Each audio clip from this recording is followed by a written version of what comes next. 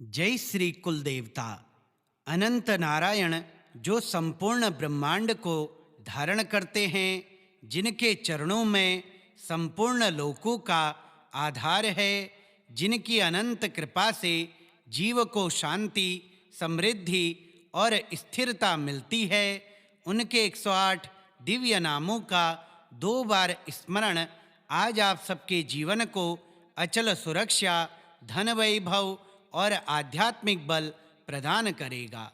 श्री अनंत नारायण भगवान के इन पवित्र नामों का नित्य जप कुल पितृ दोष का नाश, घर परिवार में सुख शांति और हर क्षेत्र में सफलता का मार्ग प्रशस्त करता है। तो चलिए प्रारंभ करते हैं इस दिव्य नामावली पाठ को। श्री अनंत नारायण अष्टोत्तर शतनामावली। ओम अनंताय नमः। ओम शेषशायिने नमः। ओम अनंत शक्तये नमः। ओम आदिदेवाय नमः। ओम वासुदेवाय नमः। ओम परमात्मने नमः। ओम विश्वरूपाय नमः। ओम जगत्पतये नमः। ओम सत्यसनाय नमः। ओम सत्यव्रताय नमः। ओम अच्युताय नमः। ओम जनार्दनाय नमः। ओम गोविंदाय नमः। ओम सर्वव्यापिने नमः। ओम सर्वव्यापकाय नमः। ओम पुरुषोत्तमाय नमः। ओम सर्वगाय नमः। ओम पद्मनाभाय नमः। ओम योगनिद्राय नमः। ओम सनातनतमाय नमः। ओम विश्वंभराय नमः। ओम हिरण्यगर्भाय नमः। ओम भूतात्मने नमः। ओम लोकसाक्षिणे नमः। ओम परमज्योतिषे नमः। ओम परमधाम्ने नमः। ओम त्रैलोक्यनाथाय नमः। ओम श्रीपतये नमः। ओम महाविष्णवे नमः। ओम महाबलपराक्रमाय नमः। ओम वैकुंठपतये नमः। ओम सर्वपापहराय नमः। ओम पापघ्ने नमः। ओम सर्वसिद्धिदायकाय नमः। ओम मोक्षदायकाय नमः। ओम सर्वबन्धविमोक्षकाय नमः। ओम करुणानिधये नमः।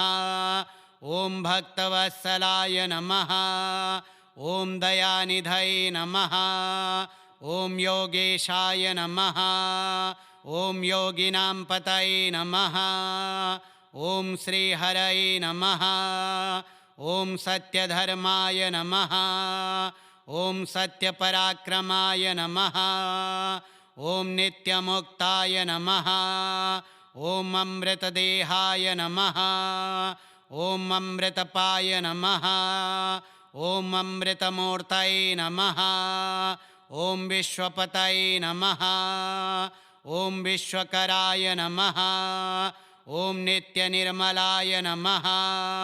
ओम नित्यशुद्धाय नमः। ओम नित्यानंदाय नमः। ओम निरामयाय नमः। ओम नारायणदेवाय नमः। ओम नारायणगुरवे नमः। ओम सर्वतीर्थमयाय नमः। ओम सर्वज्ञाय नमः। ओम सर्वगाय नमः। ओम अचलाय नमः। ओम अव्ययाय नमः। ओम अक्षराय नमः।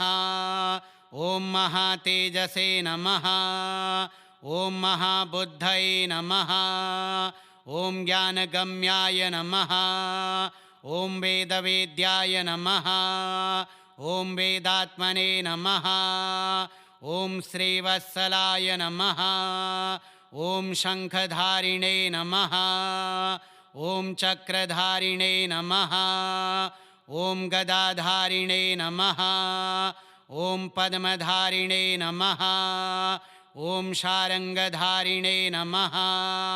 ॐ देवदेवाय नमः ॐ महादेवाय नमः ॐ महेश्वरेशाय नमः ॐ परमेश्वराय नमः ॐ शेषशायिने नमः ॐ गरुडध्वजाय नमः ॐ क्षीरसागरवासिने नमः ॐ सत्यसन्धाय नमः ॐ विश्वेश्वराय नमः ॐ परब्रह्मणे नमः ॐ अनादिनिधनाय नमः ॐ लोकबन्धवे नमः ॐ धर्मराजाय नमः ॐ अनादिदेवाय नमः ॐ आदिशायिने नमः ॐ विश्वात्मने नमः ॐ सर्वकारणाय नमः ॐ नित्यतुष्टाय नमः ॐ नित्यशुद्धाय नमः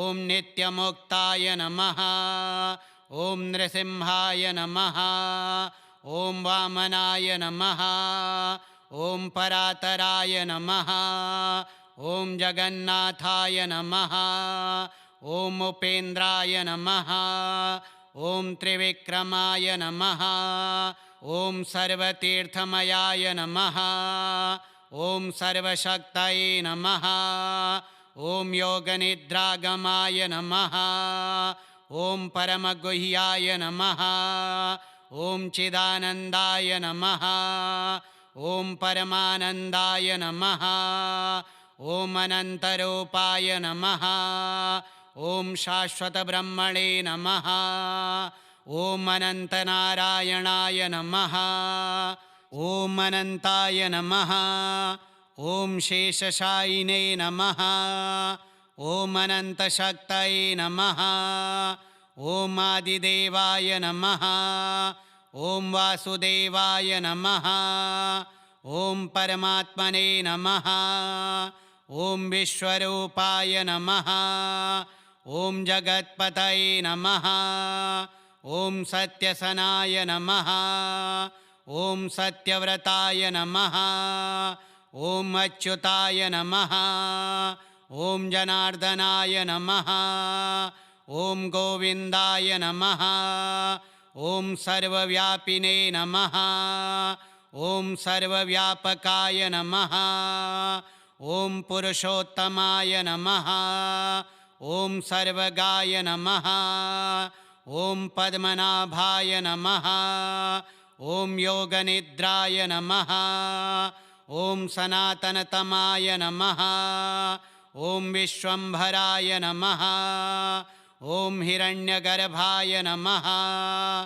ॐ भूतात्मने नमः ॐ लोकसाक्षिणे नमः ॐ परमज्योतिषे नमः ॐ परमधाम्ने नमः ॐ त्रैलोक्यनाथाय नमः ॐ श्रीपतये नमः ॐ महाविष्णवे नमः ॐ महाबलपराक्रमाय नमः ॐ वैकुण्ठपतये नमः ॐ सर्वपापहराय नमः ॐ पापघ्ने नमः ॐ सर्वसिद्धिदायकाय नमः ॐ मोक्षदायकाय नमः ॐ सर्वबन्धविमोक्षकाय नमः ॐ करुणानिधये नमः ॐ भक्तवत्सलाय नमः ॐ दयानिधये नमः ॐ योगेशाय नमः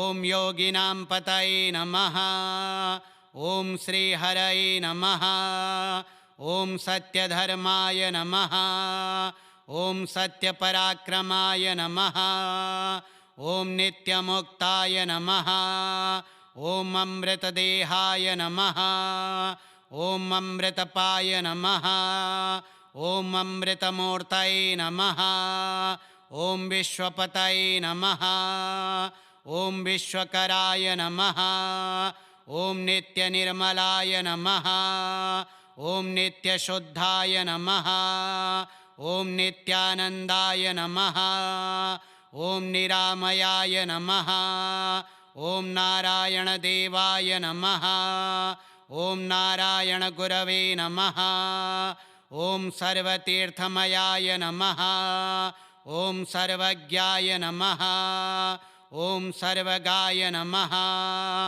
ॐ अचलाय नमः ॐ अव्ययाय नमः ॐ अक्षराय नमः ॐ महातेजसे नमः ॐ महाबुद्धये नमः ॐ ज्ञानगम्याय नमः ॐ वेदवेद्याय नमः ॐ वेदात्मने नमः ॐ श्रीवत्सलाय नमः ॐ शङ्खधारिणे नमः ॐ चक्रधारिणे नमः ॐ गदाधारिणे नमः ॐ पद्मधारिणे नमः ॐ शारङ्गधारिणे नमः ॐ देवदेवाय नमः ॐ महादेवाय नमः ॐ महेश्वरेशाय नमः ॐ परमेश्वराय नमः ॐ शेषशायिने नमः